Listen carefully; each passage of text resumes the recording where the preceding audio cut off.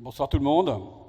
C'est un immense privilège d'être là ce soir devant vous pour recevoir ce prix. C'est un prix que je voudrais dédier à mes équipes, celle de Caravelle d'abord, et puis celle de Fram, avec qui on entreprend la courageuse tâche de redonner toute une identité à cette société emblématique. J'adore mes équipes parce qu'elles sont extrêmement courageuses, passionnées, travaillent dans des conditions modestes, mais avec une foi inébranlable que chacun d'entre eux et d'entre nous peut prendre son destin en main. Alors c'est vrai que Caravelle a beaucoup grandi, 1100 salariés, 700 millions d'euros de chiffre d'affaires, une centaine d'agences en propre, un site internet très puissant qui enregistre entre 4 et 5 millions de visiteurs uniques par mois, promo vacances, 8 acquisitions en 15 ans, une société qui a toujours été rentable et, avec une petite fierté, le dernier acteur franco-français de taille dans le tour operating en France. Mais plus qu'une personnalité ou une entreprise, ce prix pour moi doit être décerné au parcours entrepreneurial du groupe. Avec mon associé Folco, jamais nous n'oublierons nos conditions de départ très modestes, partant de rien, aux États-Unis, où nous nous sommes autorisés tous les deux à rêver. Et le rêve est une dimension importante de notre histoire, celui de deux étudiants aux États-Unis à 25 ans qui ont eu la chance d'assister au boom d'Internet au début des années 2000 et qui, contrairement à ce que font les autres, ont pris l'avion pour retourner en France pour démarrer une entreprise dans un pays difficile qu'est la France. Alors le rêve, le vrai rêve, il est inconscient. Le rêve au figuré, c'est l'insouciance. Alors mes équipes et encore moins ma responsable communication détestent la façon dont je vais me définir ce soir devant vous. Mais quand je pense à moi comme un grand spermatozoïde qui a eu la force de transformer une petite idée en une entreprise adulte et autonome.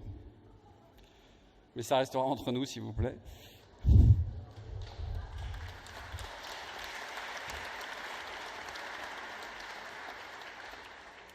La deuxième dimension très importante de notre culture, c'est la foi. La croyance. Ici, je parle ce soir devant un partenaire de décideurs, d'entrepreneurs, avec un parcours reconnu, du talent, de la vision.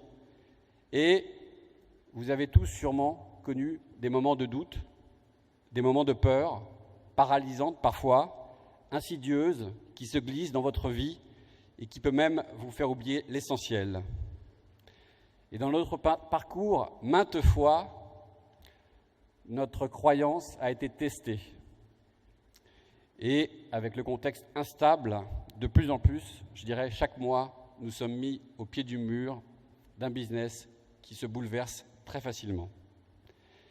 Cette croyance, elle a démarré très jeune, puisque à 26 ans, nous avons fait 250 rendez-vous auprès de financiers pour essayer de convaincre tous ces gens, aussi éduqués soient-ils, qu'il fallait investir quelques millions d'euros dans la vente de voyages sur Internet.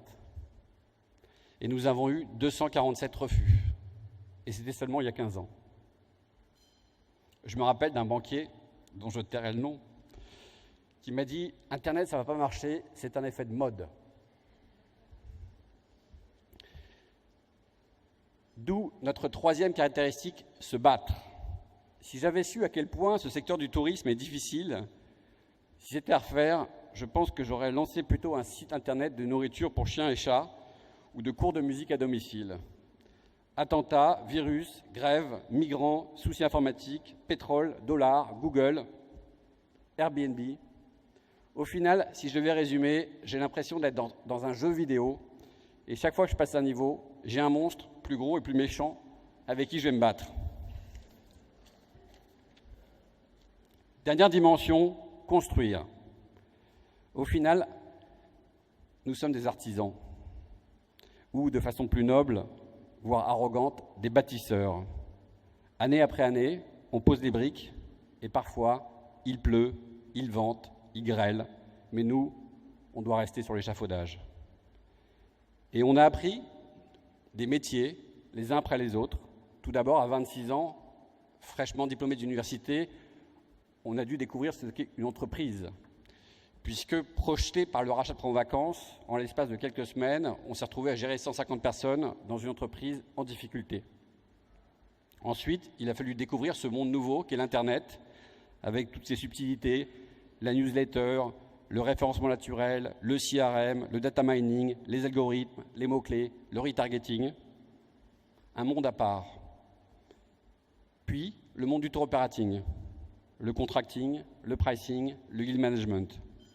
Celui du centre d'appel, avec ses 700 000 appels que nous recevons par an et la volonté de servir au mieux nos clients. Plus récemment, le monde des agences, puisqu'avec Fram et Promovacances, nous comptons une centaine d'agences, et encore plus récemment, celui de la franchise. C'est avec beaucoup d'humilité et de détermination que nous nous efforçons d'apprendre tous ces métiers pour essayer de servir au mieux nos clients. Et c'est avec cette même humilité aujourd'hui que nous avons entrepris ce challenge de la reprise de Fram, marque emblématique avec le Club Med et Nouvelles Frontières, dans un secteur extrêmement concurrentiel, devenu très volatile, et avec Isabelle Cordier, avec qui j'ai l'immense plaisir de travailler, et les équipes de Fram, la volonté de redresser cette société en repartant des fondations. Alors, on ne reconstruit pas une belle maison en quelques mois, mais je suis à la fois encore relativement jeune, mais ça fait 15 ans que je suis fidèle à mon poste de directeur général. Donc le temps, on en a. On cherche juste, tout simplement, à redonner à cette marque ses lettres de noblesse, avec du prix, du stock, de la technologie et de la qualité. Et c'est à nous maintenant de faire nos preuves avec cette opération et de vous en rendre compte, j'espère, dans quelques années. Merci.